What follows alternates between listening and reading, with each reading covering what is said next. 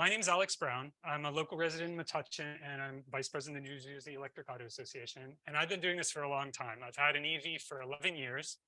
And for most of that time, I feel like I've been the guy who kind of went over the mountain, the other side. And I was so excited. I just had to come back and tell everybody, right? Because I think EVs, everybody can drive an EV and they're amazing vehicles. And once you get behind the wheel and you never go back. And someday we'll be looking back at the old gas cars that we drive today, the way that they look at steam powered locomotives.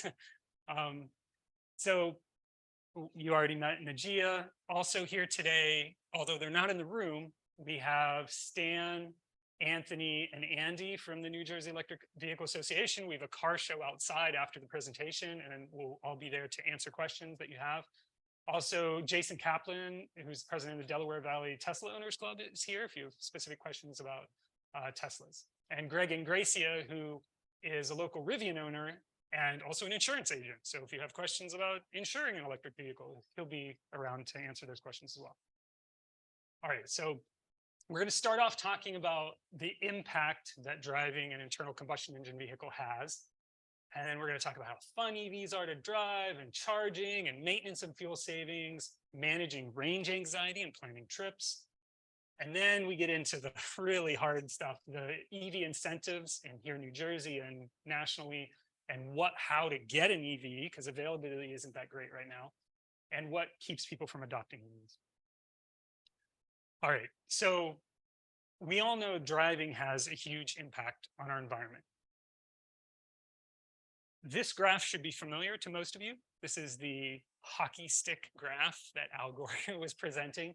And it's no coincidence. This is the CO2 concentration in the atmosphere over time. And it's no coincidence that in 1960, right here, this is the advent of the mass-produced automobile. This is where it really took off. And that changed the whole trajectory of our carbon emissions around the world. This is a heat map showing carbon emissions in different zip codes around the New York area. You'll recognize Manhattan right here. And the blue can go as low as 16 tons of carbon per year or as high as 80 on average in that zip code. So the average person in that zip code is somewhere in this range. So can anyone tell me why the average carbon footprint of people who live near Manhattan is so low? Any ideas? Yeah. Mass transit, that's exactly right. So a huge part of our carbon footprint, and there are other factors, like the size of the home that you have, it takes more to heat and cool, and maybe the more affluent suburbs, if you're wealthier, you tend to have a higher carbon footprint. But the biggest factor here is car fuel. So this is from a carbon footprint calculator from Berkeley put on some time ago. And I love this because you can go in there and you can just play around. You can compare yourself to other people in your same area. So in this case, I'm figured for Westfield, but Woodbridge is very similar to Westfield. It's a little better, a little lower carbon footprint here. We have a little bit more mass transit and things. But you can see that the car fuel is the biggest component of the typical. And this is travel. This column is travel. This column is home, food. Some things you like, if you stop eating meat, that might help a little bit, right? You use a lot of electricity at home. But if you replace one of your cars with an EV, you can notice that your transportation goes down 30%. And this is just like, so this is kind of what our family did. We got a Nissan Leaf, all our local driving, and that reduces your travel but you can see your electricity goes up by about 8%. So over better, right? If you do two EVs, right? Now you're 17% better. Your transportation goes all the way down, but look, your electricity goes way up. But most EV owners try their car's power with renewable electricity. And so if you do that, if you're powering your cars, your home with renewable electricity, you've knocked,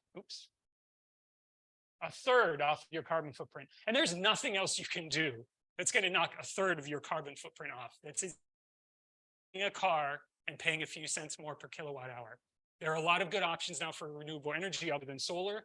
There's a community solar programs going on now that you can sign up for 20% off of your power bill, and you won't even have to have any solar panels on your roof. So if you're lucky enough to get into a community solar program, I would highly recommend it. were paying for wind power, and it was going for about the same rate as the power company. That's changed a little bit now. All right. So another great reason to drive an EV, diesel particulate. Does anyone here in their family have relatives who have asthma, allergies, outdoor allergies, things like that? I know I do. Both my kids have asthma and my wife has allergies, seasonal allergies. These are all linked to air pollution, right? And there have been studies done that have showed that, hey, if we stop burning fossil fuels, the health of the entire nation very significantly, right? And here in Woodbridge in particular, I know you guys are comfortable with this, and this isn't a political thing, speech, so I'm not going to get into this, but the new gas plant that they're bringing into Woodbridge. So you guys should be familiar with this issue. So you have, a gas plant right here. So this probably means more to you guys than it does to me over in Metuchen. But there are a lot of highways right around this area, right? So we get a lot of air pollution from automobiles. Tailpipe emissions, and every year that you have an EV, it gets a little bit cleaner, right? Because our grid gets cleaner every year. If you buy an internal combustion engine vehicle, every year. So over time, if you're getting an EV, you're driving on sunshine, and things are getting cleaner as you go. Also, driving an EV is fun. I don't know if you guys have been in a Tesla when it accelerates or have seen these videos. I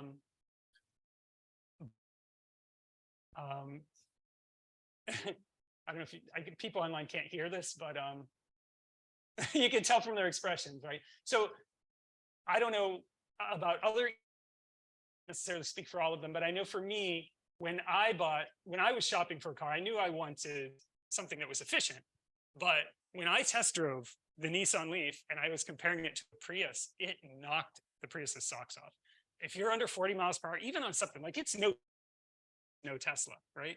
But if you're under 40 miles per hour, the torque that these cars get off the line, it's just exhilarating, and it's perfectly smooth.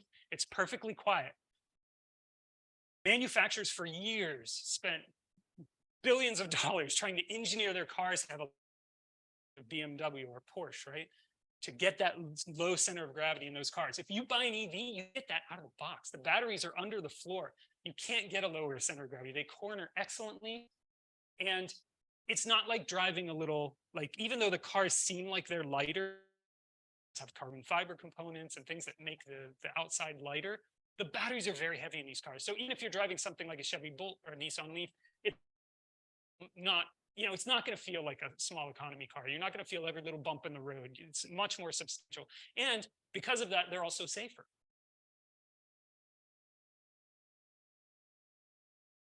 And talking about that smooth torque curve that you get when you hit the accelerator.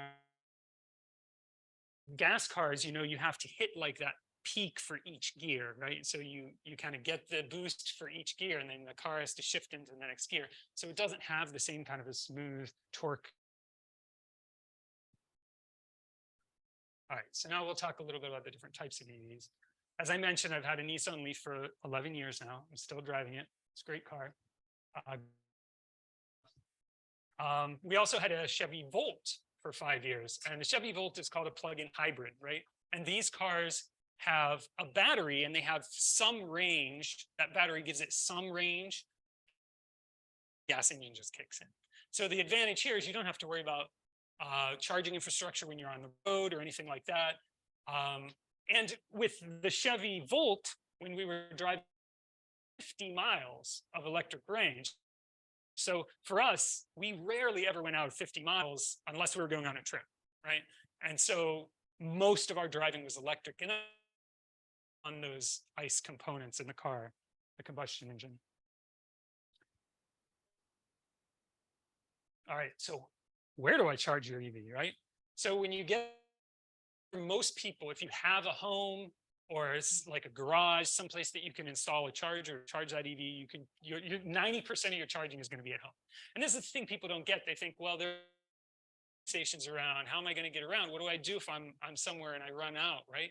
But the thing is, every morning you wake up and you have that full battery to go, right? And most of these cars now go 200 miles on a charge. right? So how many days do you drive more than?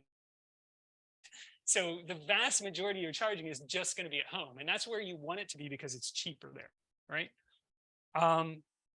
Now you can also charge at work. There are around, and I'll show you some apps to help you locate the charging. And then when you're on the road, they have these fast chargers that you can go to, and they're, again, there are apps to help you find that. Okay, let's talk about the different kinds of charging. So on the right, to charging, that's the standard Type 1J 1772 adapter that most charging stations, if you get one at your house, you're probably going to get a 220 volt that has a J1770. That's a standard. It's very standard, pretty much the same way everywhere. The Teslas have a little adapter, goes from the Tesla to that J, so that's a very standard thing. But the level 2 charging usually adds about 24 miles per, okay, which for most people, that's fine for home charging. And in fact, a lot of people get by with what they call level 1 charging, which is just an outlet. So you just plug into an extension cord at your house, right? 5 miles per hour of charge when you're charging via a 110 outlet. So if you drive less than 40 miles a day, typically, that might work for you. A lot of people get by with that. Install a charging station at your house, right? But if you're driving more than that, you're probably going to want to get a level 2 charging station at your house. And we'll talk more about that. Now, for the fast charging, there were 3 because things are in flux, right? So the CHAdeMO standard was abandoned by Nissan and Mitsubishi, the Japanese automakers here in the US. Nissan Leafs are still a lot of fast chargers out there that have these adapters, but Nissan, now their new cars, it's going to be the CCS standard in the middle there. And then on the right, we have the Tesla standard, the Tesla supercharger. Now, Tesla is opening up their superchargers now to CCS. So that's already in play. There are already some in New York State and other places where they've done this already. They have like this kind of what do they call that thing, Stan? It's that box. So they call it the Magic Dock. And so you can just come up with your CHAdeMO, pay with the Tesla app for your charging, and then take the thing and plug in your car, right? So we don't have to worry about fast charging standards anymore. That problem's been mostly solved for us. That's good news. So let's check out a couple of these apps that we use to find charging stations. We'll look at PlugShare first. So this is the Woodbridge area. You can see there are a lot of chargers. Now, the red ones are the ones you want when you're on the go. Those are the fast chargers. Okay. Those can add anywhere from, I don't know what on the low ends. Some of these are kind of wimpy, but typically you're going to be getting, in 15 minutes, that sort of a thing on these. Sometimes even better than that. I know like my Hyundai Ioniq 5, which is my latest electric car, I think it'll go like 230 miles, up to 230 miles in 15 minutes or something like that. So most of the charges when I'm on the road are only 15-minute charges. That's plenty.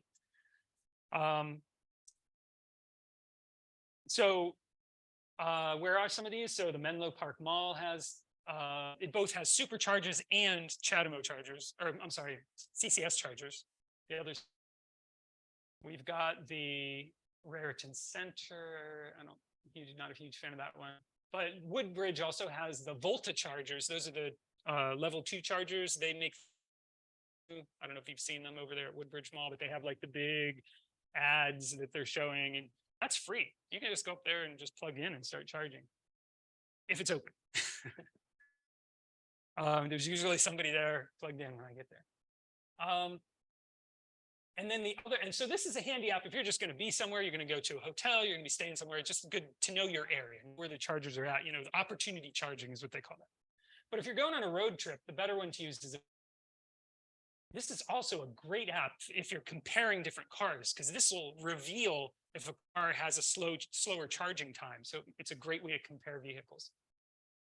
This took in my Ioniq 5 this past summer from New Jersey to Peoria, Illinois. And you'll notice that each of these stops are between 15 and 30 minutes. And if you look on the right-hand side here, you see the drive time in between these stops is anywhere from 3 hours to 1 hour and 20 minutes in between these stops. And I don't know about you guys, but I'm getting older. And by the time I've sat in a car for 3 hours, I need to stop anyway.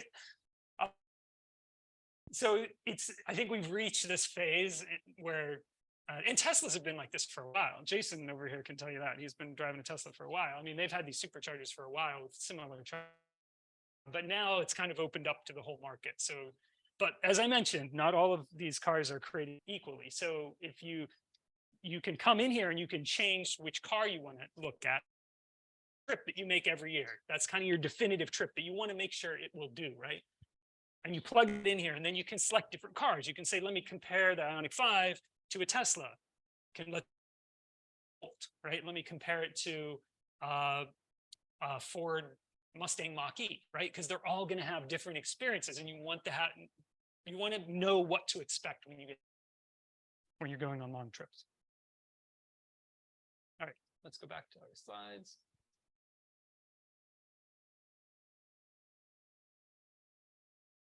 All right, so Stan doesn't like that I called this slide range anxiety. He thinks it should be called, because it is, because there is no more range anxiety. I'm going to explain why. So every morning, as I mentioned, you wake up with 100 miles of range. If you're going on a trip, use a better route planner. Plan out your trip. It'll tell you exactly the way to get there with the fewest number of charges. And then but what's going to happen? And I know this will happen to you at some point, right? Let's say you put it in the car's navigation computer, right? Because most of these cars have navigation built in. And it says, okay, you're going to make it, but it's at the edge of your range, but you're okay, right? And then you're going to take a little detour. The temperature is going to drop outside, and then all of a sudden the car is going to say, you know what, you're not going to make it anymore, and it's going to make you nervous. But the thing is, slow down, right? All you do is slow down. You use so much more energy when you're driving at 75 miles per hour than when you're driving at 65 miles per hour. You use so much more energy when you're driving 65 and 55 that you don't have to worry about it. As long as you have planned your trip properly, just drive a little bit slower and you will make your destination. So for me, range anxiety is a thing of the past. It doesn't bother me anymore. And I think you'll when you make the move to electric. And everybody, talk to some of the EV owners about their story, because everybody has that story about that one time they almost ran out of really good stories. I got some good ones for you too. So I'm not going to go into that now. All right. So some of the benefits, how do these cars pay for themselves, right? Because they cost a little bit more upfront, most of these EVs. Costs. And this is surprising to a lot of people, but if you think about it, it really makes sense, right? So there are no oil changes to EVs. They don't have, first of all, there's not really any engine oil. All of the oil is sealed within components and it never gets contaminated or anything with combustion. There are no seals to leak. There's no transmission. There's no fuel system. There's no exhaust system. They have an order of magnitude fewer moving parts in these vehicles, right? They're very simple physically. And even the brakes on these cars don't wear out like they do in normal cars, because most of your braking is regenerative braking. It's only going to use the calipers if you come to a complete stop. It'll like gently massage them for you to come to a complete stop. So EV owners, as Consumer Reports says, typically pay half as much in maintenance as a normal car. And if you're driving a plug-in hybrid, then typically the maintenance schedule on that car is on gas miles, right? So your oil change, you might go 30, 40,000 miles before you get an oil change because you're just not driving on gas very much. The other way that they pay for themselves is fuel costs. So as I mentioned, when you're charging at home, historically, you've been paying about a third. Recently, we've had some gas spikes, so that's been more like 1/4 or 1/5 the cost of gas. But historically, you could probably expect it to be 1/3.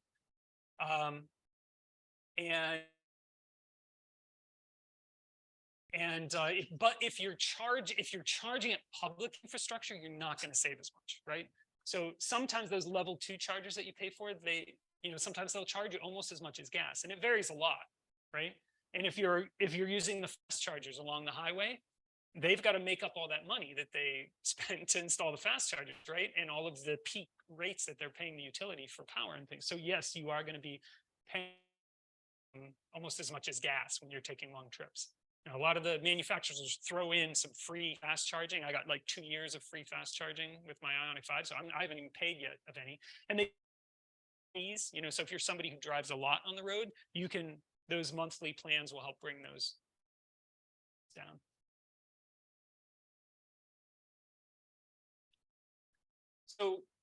So my point here is that everybody should be able to participate here and drive an EV, right? On typically 95% of Americans commute less than 80 miles a day. Most of these cars do 200 miles. So every morning you wake up with 200 miles.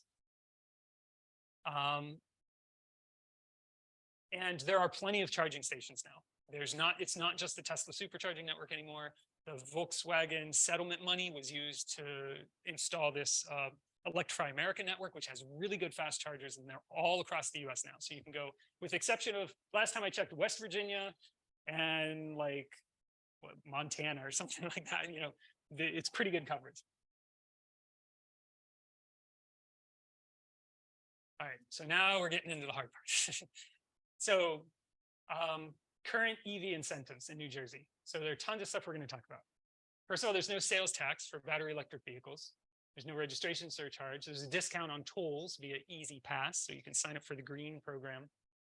There's the New Jersey charge up rebate, where you get up to $4,000 on eligible vehicle and up to $250 on chargers. We're going to talk about that.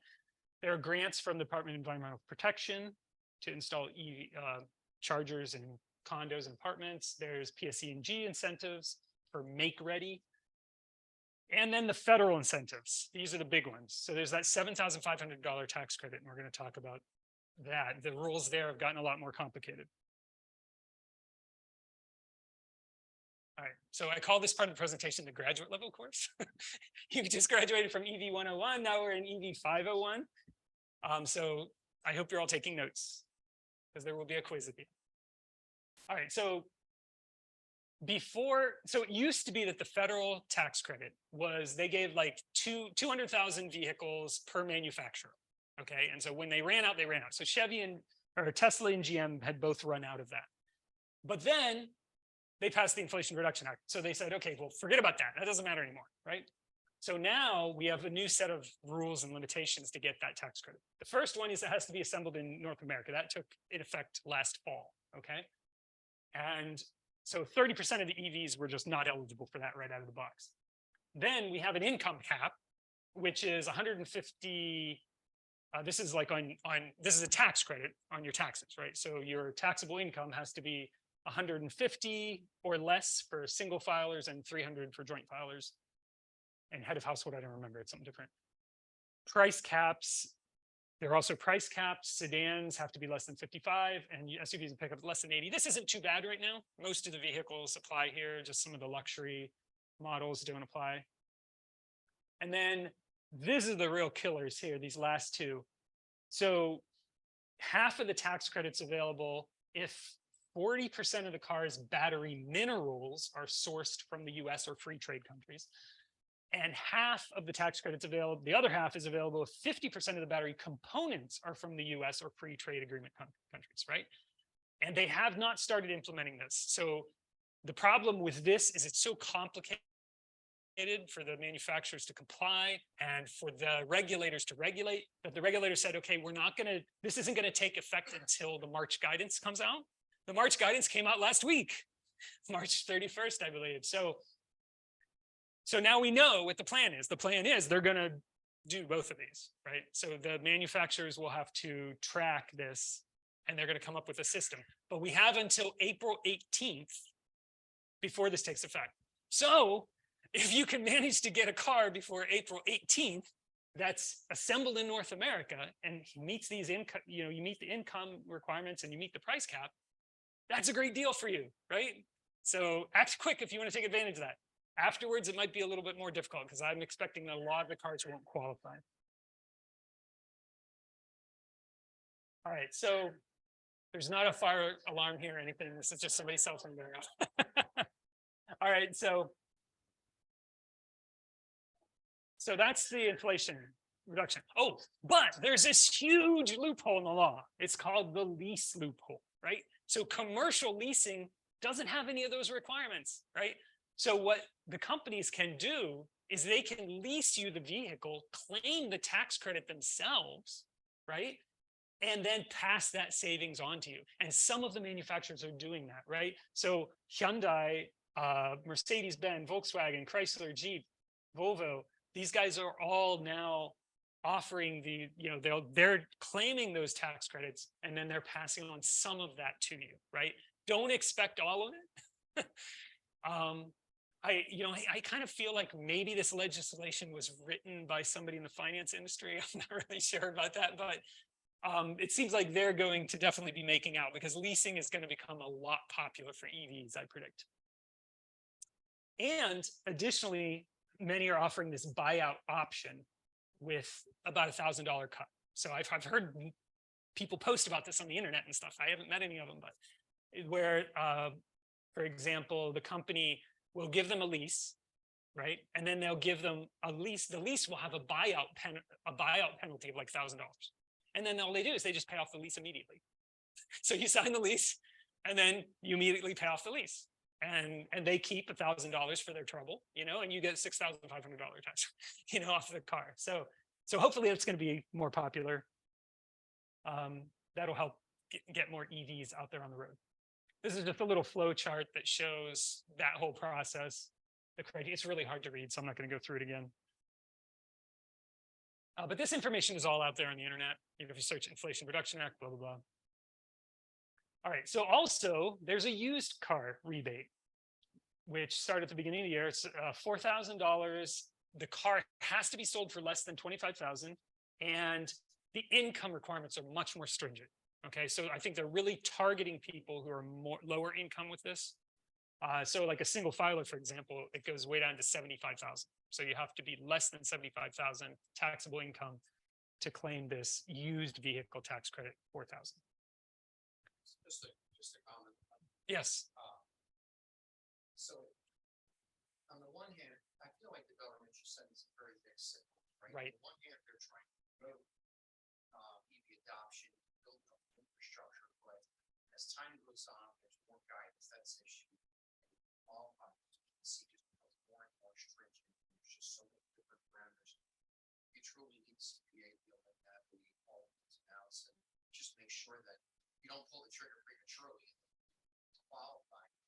It's just interesting. I'm not looking to engage. No, I do not disagree. It's interesting that on the one hand, go electric, but on the other hand, well, hang on, wait. Not quite ready. And it gets worse, and I'll talk about that in this one. Stan?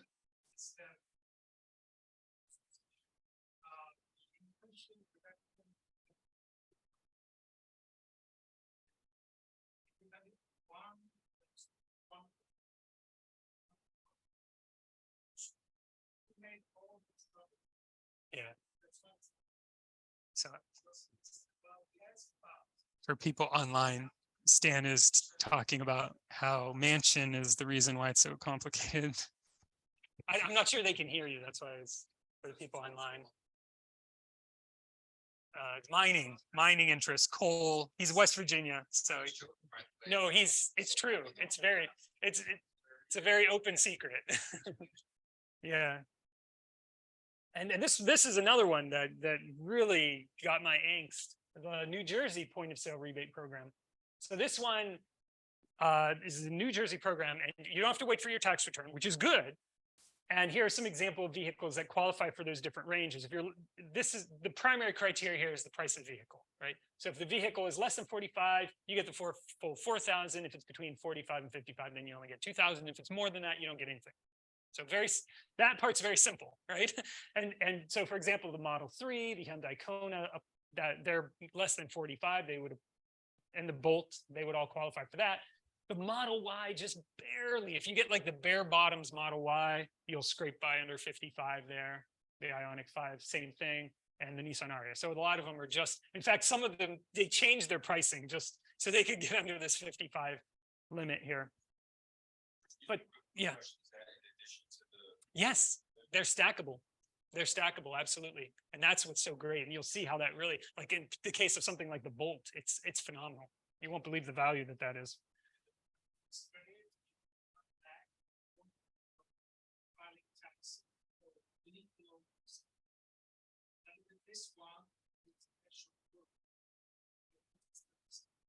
Now, the problem with this program in past years has been that the money runs out before the end of the year.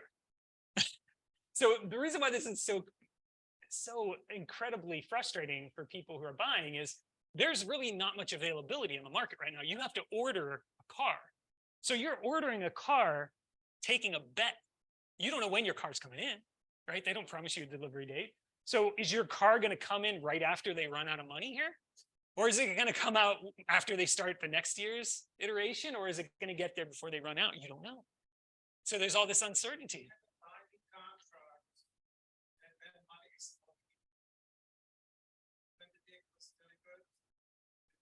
Okay. All right. So maybe I'm overstating that problem. But as you can see, we're about 3/4 of the way through the fiscal year, and they have 81% remaining. So this year we might be okay. We might make it through. Last year was terrible. They ran out like in 3 months. It was horrible. Month and a half. All right, so let's move on. And this is all through the Charge of New Jersey. The URL is here on the slide. You can just search that on the internet and get the details. So the PSE&G and JCP&L incentives, they have a lot of money available in what they call make ready. So like, let's say I want to put a car charger in my house, but I call the electrician. The electrician says, you have to upgrade your panel. Oh, that's going to be another $5,000, right? So these PSE&G will help you pay for the upgrade to your panel so that you can install your residential level 2 charger. Okay, so they also have credits that'll help you install the charger, and they have credits that'll help you upgrade your service and things like that. That's the PSE&G program. Are you aware of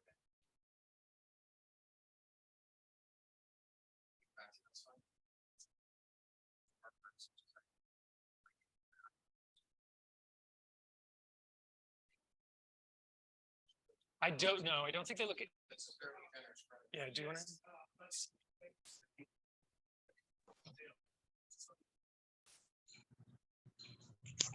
Stan's saying it's paid as a credit through your bill. It's not a lump sum payment, so you pay it off as you pay your power bill to PSE&G.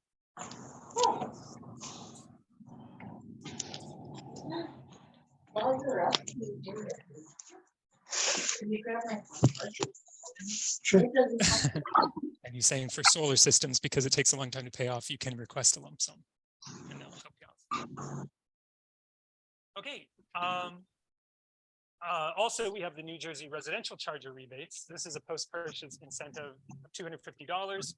And you may ask, well, which chargers are eligible, right? So there's a list here on their website. And it's a pretty limited list. And the ones that are eligible are the expensive ones, right? And the reason why is because the reason why they're incentivizing this is because they want to see how people charge their cars. So they want to have it network connected. They want all your data on how you're charging. That's why they're giving these incentives, right? So Juice Box, Blink, these are all more expensive chargers. So the interesting thing is that, you get the incentive, but because you had to get a more expensive charger, you're kind of like wash. But you still get a nice charger, so go for it.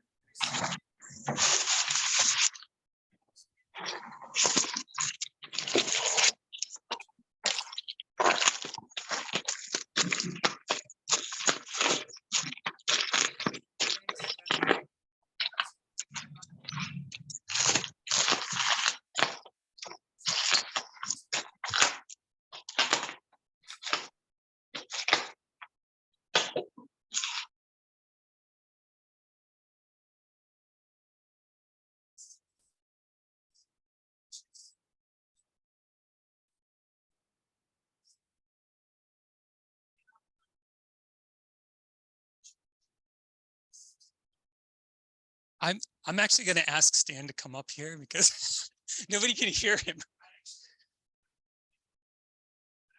Mhm.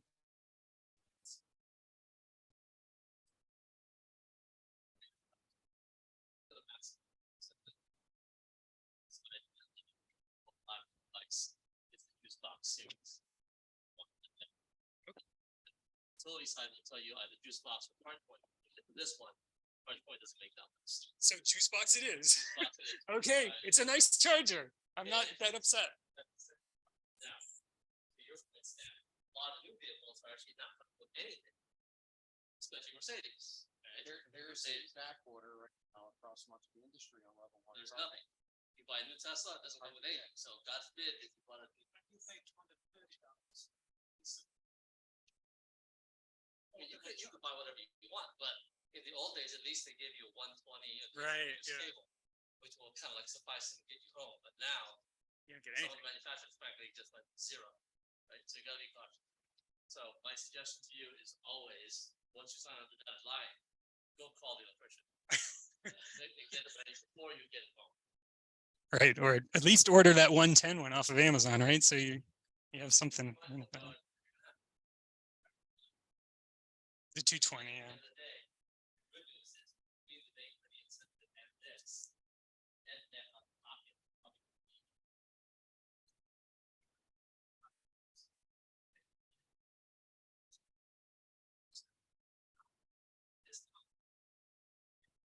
Take that out of pocket. That's good news. This year IRA for the 30% federal income tax credit for the entire scenario. So that'll basically make it a wash. So go ahead and put in the levels. Thank you, Andy. All right, so now let's talk about vehicles that are available. So we got tons on the market. Most of them are, I think the lowest that I've seen around is 150 miles is like pretty much the lowest I think you can get unless you're doing something really specialty. Mini Cooper SE 114. Thank you. Yeah, and the Solo. It only is 100. And you have that here today, right?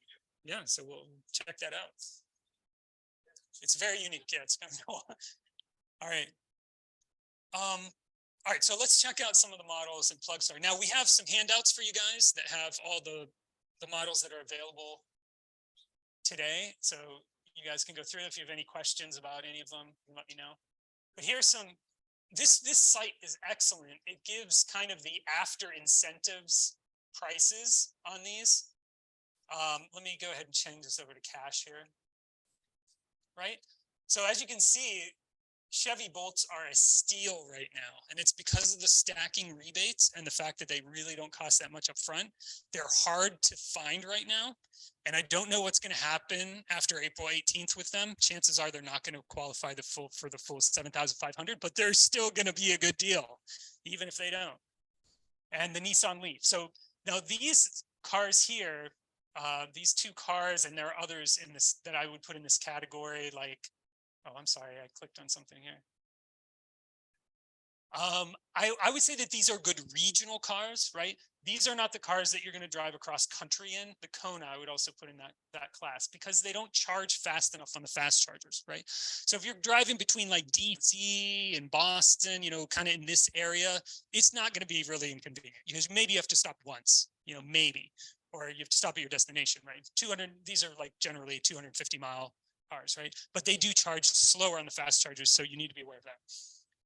And then if you come down here below, the Volkswagen ID4, the Teslas, the Ioniq, the Ford Mustang Mach-E. What else is there? I think this Toyota and the Nissan has an Aria as well out. It's somewhere in this list. Those I would call the long distance EVs, right? So those are the ones where they're going to give you fast enough charge that you really can go cross country now with them. But even all those are not equal. Again, you want to plug these into a better route planner to find out. But this website will tell you what the ranges are on the cars, what they cost, what incentives they qualify for, and all that sort of thing. And I really hope that they update this quickly after April 18th, based on the manufacturer's guidance.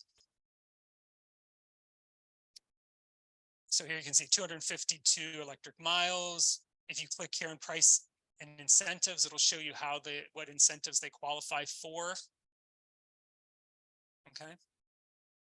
But don't trust this website 100%. Okay, this is like a good gauge to kind of get an idea. And then go and check yourself, double check this, because I've found places on here where it's slightly wrong, okay? And keep in mind, these prices that they list on the site are kind of MSRP prices, and a lot of these are not selling an MSRP.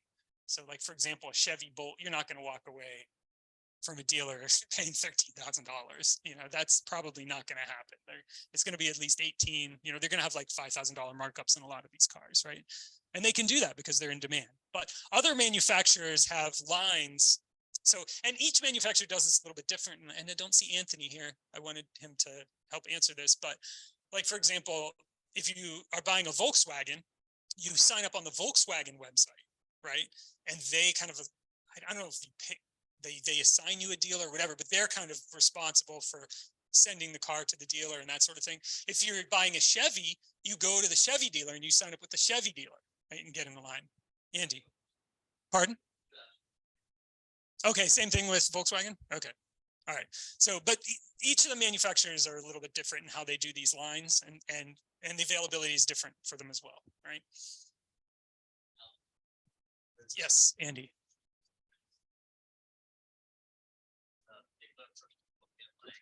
Hybrid versus the Nissan SVV Plus. Yes. And at first glance, he said it was like a $12,000 differential in price, right? So he said, "Is it worthwhile for me to do this right now?" Well, I did the math for him. And by the time we applied in New Jersey, there's no sales tax on the car. There is the $75 film tax incentive. There's $4,000 from New Jersey. The net out of pocket difference was $114. Per month? No, $114 total. Oh yeah, I remember that. So Yeah. I told him, I was like, for $114, you're gonna recoup that the first time you do an oil change on the Corolla, right? And then that particular person kept his cars typically for 10 years, about 150 to 200,000 miles, which, you know, again, the math, the longer you kept it, the more you use it, just Right. run Now away. that's pretty unusual. That was a special, and there have been, and I've seen this happen over time. There have been different points where you get like weird special incentives, like for some reason they can't move a particular type of car, and they'll just give this really juicy incentive. Like there was this really good lease deal on Honda Civics EVs at one point. They had really good deals on the Ioniq, not the Ioniq 5, but the original Ioniq lease deals that were just really good. You know, like unlimited mile type lease things, you know, that were like $200 a month, $100 a month, something like that. So occasionally these things will pop up, but please don't wait for them because, you know, it is kind of unusual. That's not the typical thing. So anyway, does anyone have any specific questions about specific models or availability, how to find cars? I mean, most of your shopping could probably be done online, you know, trying to locate availability. Sometimes you have to call 3 or 4 dealers, you know, and try to. So this website is for your final estimation, even though this website will bring to the dealer. It's like a specific program that will give its price.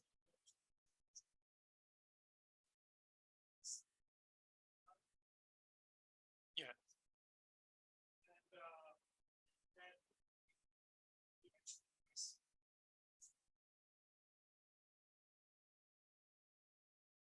Okay.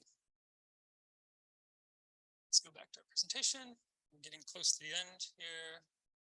I just wanted to mention car fires. People have been concerned about this, and I just want to say, don't be. If you look at now, these numbers are a little old, so they don't include the recent data with the Chevy Bolts that were catching fires. Chevy went and replaced under warranty every single Chevy Bolt battery, okay, because they had a fairly high incident of car fires coming from those batteries. They replaced every one of those, right? And there was also a problem with the Hyundai Konas at one point. Again, replaced a ton of batteries under warranty. So you're more likely to get in a car fire in a gas vehicle than you are an EV. And when EVs do catch on fires, they do it very slow. They give you tons of warning, okay? And there's just that weird case, you know, if it happens and nobody's around and sees it, and it's like something that's attached to your house or something. That's a very, very rare case, but it gets a lot of play in the news. All right. So new cool cars coming up. I just wanted to give a shout out to the Aptera, which is going to be, it's super lightweight and it's going to, just the solar panels on the car itself in the summertime, at least, will give you like 40 miles of range. So you hardly even have to ever charge the car at all, right? The Cybertruck still has not come out. We're still waiting for the Tesla Cybertruck. The Chevy Silverado is coming out. There are always new cars. Does anybody have any other cars they're excited about that they want to shout out for? I saw the Silverado at a American station by GM engineers. Oh, cool. It was 75. Cool. So you saw a road testing of a Silverado. That's exciting.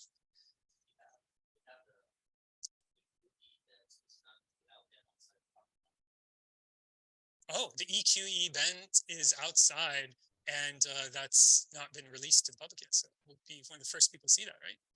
That's exciting.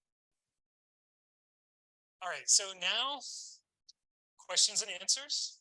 And I'm gonna open it up a little bit here. If we have any questions online, you can put them in the chat. I'll try to answer them. For the people who are here in the room, if you have any questions, I'll answer them. Maybe we'll do this for another 5 or 10 minutes and then you guys can just proceed outside and we'll let you ask questions directly to the owners. You have a completely EV where you don't take any gas. Are you exempt from inspection or are you still inspected? Yeah, because we only do emission inspections here, then you don't have to take it in for inspection. And that's, and you know, it's funny because people talk about, this sounds super electric car snobby to say, but when you get an electric car, you'll realize how inconvenient it is getting gas because you charge at your house, right, every day. So then you realize, oh my gosh, I don't have to go to gas stations anymore. I don't have to go get my car inspected. I don't have to go to get an oil change, right? It's really inconvenient going to the dealership for anything, right? And even though they give you maintenance schedules for EVs, you know, that say, hey, take the car in, whatever, all they do is they just plug it into a computer and they say your car's fine and they rotate the tires. So I just take my car over to the local tire shop and you know, I can walk there and leave the car there. I just pop in and out and they're done in, you know, 20 minutes. I don't have to take it all the way to the dealer, you know, to get that service done. Other questions? In New Jersey, on the turnpike, you have those HOV lanes that are time restricted. They're open 24/7, 365 for electric vehicles, number one. In New Jersey also, if you have an Easy Pass New Jersey account, there is an Easy Pass New Jersey green vehicle option that's available, which will save you a couple pennies. Not all the time, there's during select times. If you're a New York Easy Pass account holder, I would highly recommend the Easy Pass New York green one because that saves you a ton of money every time you cross into New York, but doesn't save you anything in New Jersey. What else do you get? I actually had a slide with that earlier that you missed. Yeah, but I mean, it's that kind of stuff is just amazing. Yeah, it's all the little things too. Is it New Jersey? Easy Pass, is it that low? It's 10%, but the problem with New Jersey one is that the times that you're allowed that thing, it's considered peak. So it's only and the off-peak hours are, you know, during. You need a type of a decal. No, in New Jersey it's just tagged to the account on the platform on the back end. I actually got ticked off at them. You know, you're not applying the discount. They're like, you're not reading the fine print. The discount doesn't apply, you know, during this time and this time. So a lot of times I was driving, it wasn't during the off peak. Give me the 10% off. Yeah, because it literally takes an hour and a half to get to the Easy Pass customer service and get the call. So that's why I just, Yeah. Yeah. So that's a small. Thank you. Other questions? Does the HOV provision also work in New York, the HOV lane or just? New York has been, so New York does have, you actually have to have New York state decal, right, which is only issued. So I used to work in Long Island. At the time, I was on Long Island Expressway. It's like, by the way, my car is registered in New Jersey, but I commute to Long Island. Can I qualify for this? And I said, no, car is registered. But I guess if you got pulled over, you might have to do with it with the cop. I don't know. Do we have any questions online? Not online. Basis of fully electric. Not very, plug-in hybrids. The HOV discounts. As long as it's not a plug-in, right? Yes, plug, not a, not, yeah, Plug-in. a FEV, a FEV. Questions? Are they as safe, like crash testing wise, are they as safe as the just gas cars? They are. In particular, I know Teslas have an excellent crash rating because, and a lot of the EVs do because they don't have an engine in the front, so they have a larger crumple zone. And also, as I was mentioning before, they're heavier because they have these heavy batteries in them, which that makes them safer.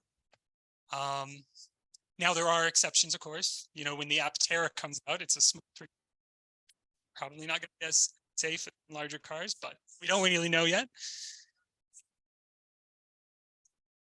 Right. Smaller cars are actually less likely to be in accidents. That's, people overlook that as well.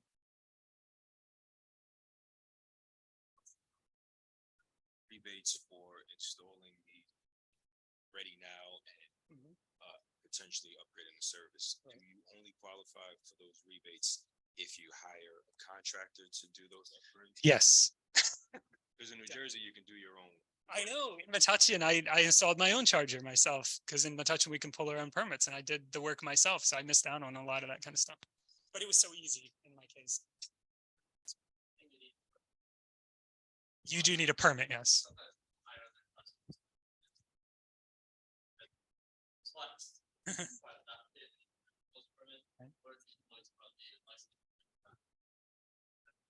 Oh, and here's something I forgot to mention about the New Jersey, or I'm sorry, the Inflation Reduction Act used car rebate, right?